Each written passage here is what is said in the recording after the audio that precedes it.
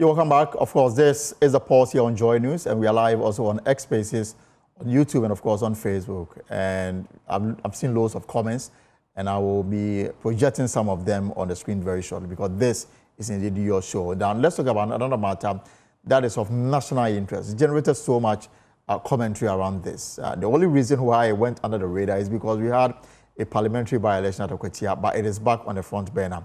The former Chief Justice, Gertrude Tokono, is urging the ECOWAS court to rule in her favor, arguing that the Attorney General failed to respond to her case within the required frame time. And Amiwa, a former UN Senior Governance Advisor, Prof.Agyeman-Duah, is calling on the Constitutional Review Committee to revise the procedure for removing a Chief Justice. And speaking on the AM show, he warned that the current process exposes the judiciary to partisan interference and undermines the constitutional balance of power. The system of selecting or appointing our president must be reviewed. It should be taken away from the executive. The president should not be appointing chief justices, especially if we are arguing on the basis of the balance of power. And my fear in this country is that we are not careful. And by the way, yesterday also, I heard some MPP stalwarts also saying, look, when we come to power, the Chief Justice will be sacked. Look at this. And look, we've got to be serious with ourselves. You see, that's really, I'm concerned about this. So we can decide, especially since we have already ongoing process to review the Constitution, we must think seriously about reviewing this aspect to take away from the executive the appointing of chief justices. And if we want a good example, go to Kenya, not Europe or America. Go to Kenya and see how they elect or select their chief justices. They have insulated the whole process away from the executive, precisely because of the issues I'm raising and the challenges that we are facing. Okay. We don't want that. Misbehavior, anything can be. Because if it's a matter of expenditure, overspending, or misappropriating, whatever the term is, if the Auditor General was to go into the executive's expenditures, they will see perhaps bigger ones. That's the reality. Bigger ones. And I'm very happy what President Mahama has just done. You know, towards the UN General Assembly, he's made a statement that nobody should be going without approval. You know why? Because the practice has been at the executive level, sending hundreds of people to the UN during this General Assembly opening, doing practically nothing. It's an opportunity for the civil servants to make extra money because they give them big per diems. Well, the acting Chief Executive Officer of the Ghana Investment Fund for Electronic Communication, Abdulaziz Mohammed, has defended the removal of the Chief Justice, stressing that the decision followed constitutional provisions and due process. And he was speaking on the Prime Morning on our Joy Prime. Wasn't surprised about the removal of the Chief Justice former, because the facts right from the onset were very clear. But as a government, what we're committed to was the due process, was to ensure that we carry the process through the constitutional provisions. And so for us, we were not too surprised looking at the facts of the case. And our colleagues on the other side have cried foul a couple of times and yet have been unable to point to a clear breach of procedure.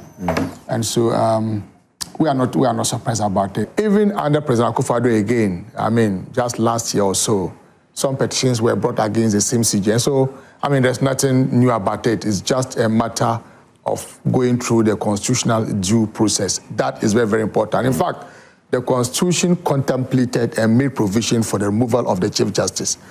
If that was wrong, if that is an area that the Constitution didn't want us to even contemplate about, the Constitution would not have provided for it. The Constitution would provide for what it contemplates. And so, to me, the most important thing is whether we followed the due process.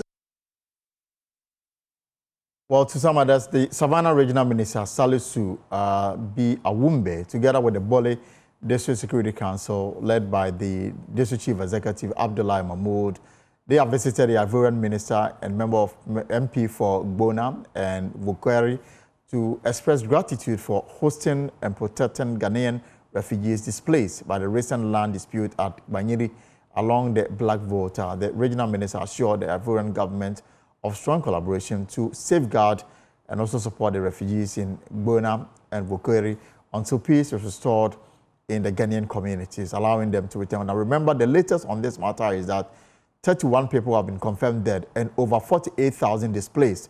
We can listen to this interaction. We are very happy that the authorities are able to receive them very well and to give them some support to be making them comfortable. Of course, it's a temporal situation.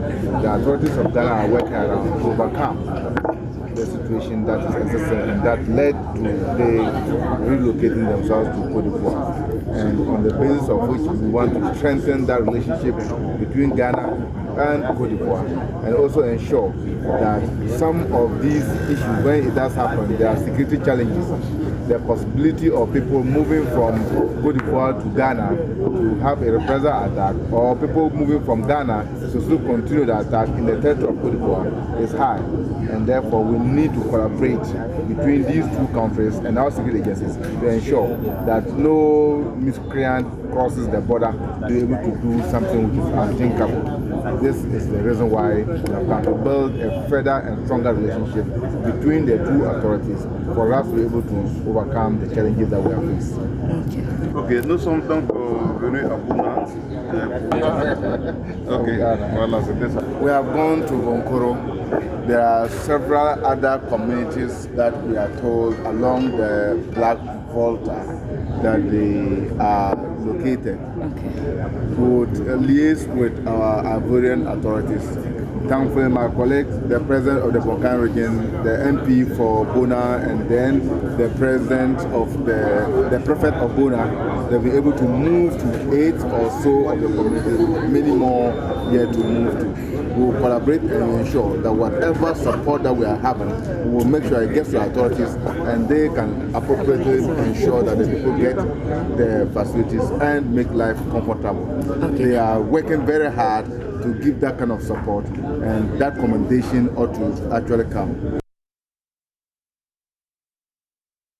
Well, again, the latest on this matter is that as at the last count, 31 individuals have been killed in this land dispute at Banyiri in the Savannah region, and then 48,000 are displaced. Some have crossed over to Ivory Coast to seek refuge there, and that's the reason why the regional minister and the DC of Bole had to undertake that trip to the Ivory Coast. Now, he and Felipe, president of Bukani region, and Dubia Yakuba, also a Bukani leader, applauded the Savannah regional minister's visit to observe how Ivorian authorities are hosting and protecting the refugees. They noted that the Ivorian government has provided food, shelter, and security for those fleeing Bole and Sola district into Côte d'Ivoire.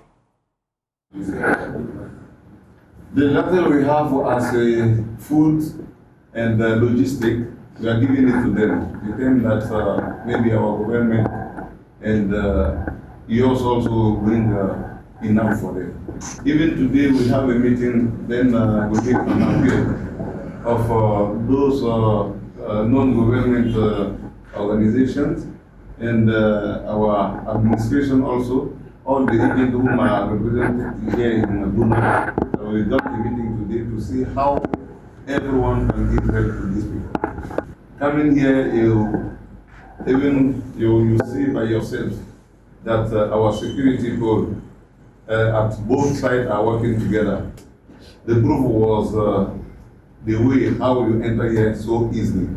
Like you said, we are also hoping that our forces, the securities, they should be able to talk to each other, because when we are talking about security, the base of security is on information.